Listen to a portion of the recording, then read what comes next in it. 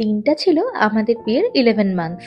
So এই special দিনটাকে নষ্ট না করে বেরিয়ে পড়লাম দুজনে গার্ডেন রিচ সংলগ্ন খিদিরপুরে আন্দামান ডকের ঠিক পাশেই দ্য ডকইয়ার্ড ক্যাফের উদ্দেশ্যে।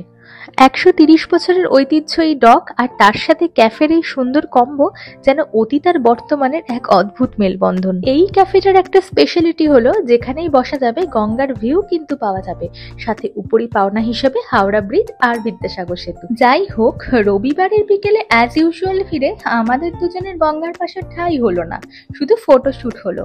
মনকে শান্ত করার জন্য বললাম এসিতেই আরামে খাবো। আরে হ্যাঁ হ্যাঁ, সেই শিয়ালের গল্পটাই। খাবার অর্ডার করার পর জায়গাটাকে খুব ভালো করে এক্সপ্লোর করার চেষ্টা করছিলাম। প্রচুর ফটোশুট তো আছেই, কিন্তু এখানকার রন্ধ্রে রন্ধ্রে যে ইতিহাসটা রয়েছে তা কিন্তু ভালোই অনুভব করছিলাম।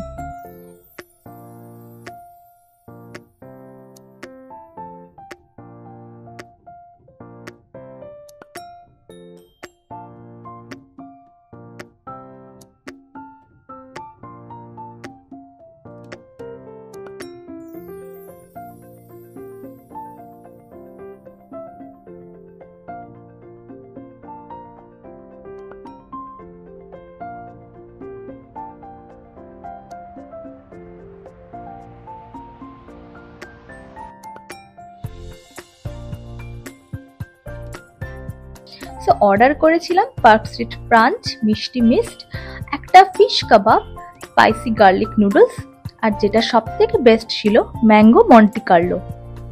প্রাইস তো একটু বেশিই ছিল, তবে টেস্ট কিন্তু খুব ভালো ছিল।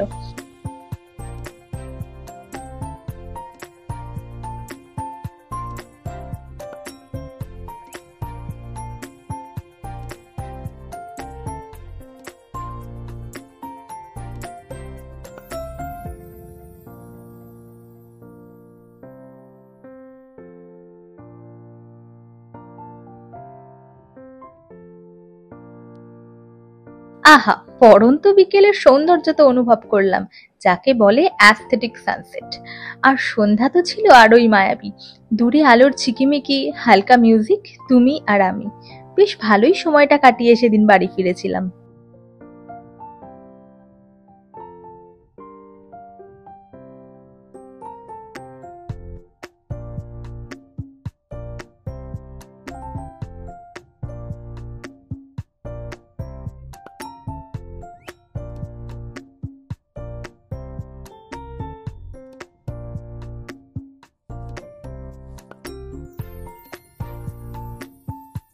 সো এটাই ছিল দ্য ডকইয়ার্ড ক্যাফের video and our self experience. ভিডিওটা ভালো লাগলে অবশ্যই লাইক, কমেন্ট অ্যান্ড সাবস্ক্রাইব করতে ভুলবেন না। আর হ্যাঁ, বেল আইকনটা কিন্তু অবশ্যই ক্লিক করে দেবেন। বাই।